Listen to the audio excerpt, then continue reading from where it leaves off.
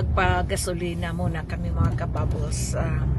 Nung una, may isang gasoline station na pinupuntahan namin dahil mas mura siya kaysa iba.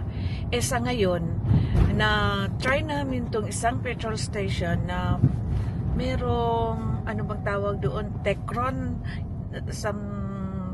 mas mahal siya pero maganda yung andar ng ng makina ng sasakyan. So since then dito na kami magpapagasolina mga kabubbles. So parang pag nandito kami sa city, maganda lang kung isang araw okay na sa amin kasi hindi rin ako mapapalagay na walang tao doon sa bahay pa. Kahit walang kahit walang mga masasamang tao doon, mga mababait na naman ang mga residente doon, but iba talaga pag nasa sarili kang bahay, di ba? Ito pala yung tinatawag ng Makay. Ito yung pinakamalapit na city sa aming bukid. Diyan kami magpapagasolina mga kabubbles. Sa United. Is that the one? No, it's the other way. Okay. Ay, akala ko mga kabubbles doon. Nalilito talaga ako. Ay. Yeah.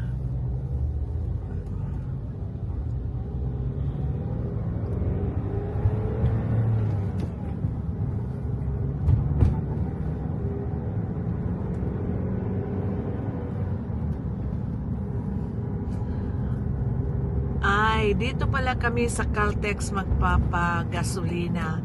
Ito yung with Techron. Yan. Maganda ang makina ng sasakyan. So, kahit may kamahalan siya, pero yung andar naman ng makina ay okay. So, dito na lang kami. Dito na kami nagpapagasolina talaga. $1.79 siya. Dito kami sa yan.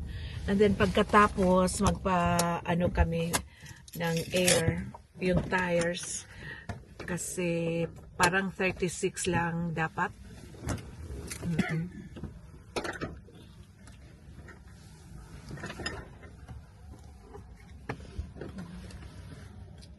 Talaga siya, walang katao-tao.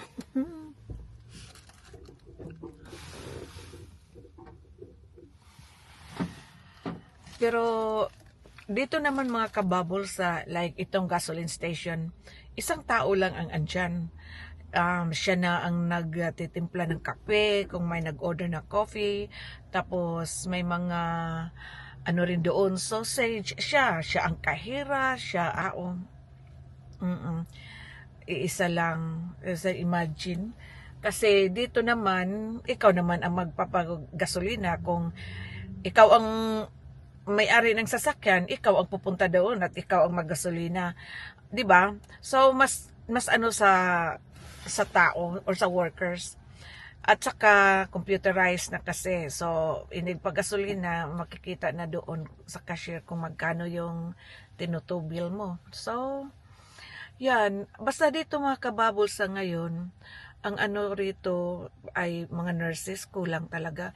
Nung nagpunta kami ni partner dahil yung nga niya ay inoopera, kasi nabali siya, yung little finger. At nakakatawa mga kabubbles, kasi akala ko, yung little finger ang ilagay dito na para hindi mo ma-move, ay parang, kahoy ba or like yung yung popsicle nga, yung stick ba, popsicle stick ba tawag nun? Oo, yun. Kumain ako ng ice cream. Yeah, yung stick ay tinago ko, hinugasan ko, tinago ko kasi akala ko yun ang gagamitin dito. Kaso Iba na, oh my goodness, ano talaga, nakakatawa. So, binigay ko sa kanya, wala na naman siyang reklamo kasi ayaw rin niya na ma-offend ako, no? So, pagdating na niya, galing na doon sa doctor, ay nako, meron naman parang plastic na ano, talaga hindi to ma-move. Tawang-tawa ako sa aking sarili, mga kabubbles. Ayun. Ay, nako. Ay, iba na kasi, yung ako, wala, kumbaga, wala man talaga ako diyan sa medical field, ano. At saka, wala pa akong, hindi naman sa wala, okay lang, wala akong, yung mga nababalian ng ano, ay, wag naman sana, Lord. Ay. Kaya, palaging, kada biyahe namin or before magbiyahe, yung ano lang talaga mga kababos, Psalm 23, yun talaga. At saka hindi ko na kailangan yung mga anting-anting, hindi ako naniniwala dun. Yung Salmo 23, memorize ko yun by heart.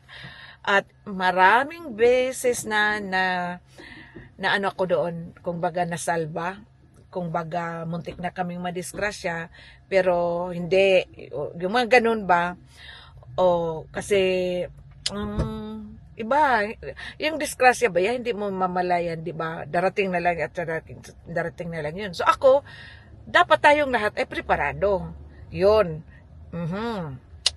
And then ano pa ba yung ginawa namin kapon? Yun na, ano pa, may dinner, nagpakulay ako ng buhok, ano pa ba, yung pares ko ay nagpapagupit rin, nagpaano siya sa kanyang ngipin, grabe ang ngipin dito, kasi nabali ba, inano niya, pinapaano sa dentist, ay grabe, 500, magkano na yan dyan sa atin, kasi yung pagpalagay natin para madali pag round of 40. So 500, 20 mil. Oo, between 15 and 20,000.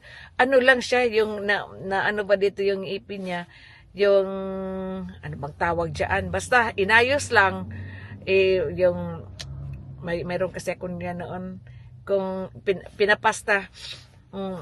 Grabe, mahal. Kaya nga kasabi-sabi ko, kasi yung ano ko pustiso ay nasira.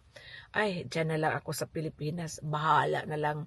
Kasi at times naman, pag kumakain ako, lalo na kung malagit, itong pustiso ko sa ibaba ay parang nakakagat ko na kay kulang naman ang isang ipin. Ay, ayoko dito sa ngipin.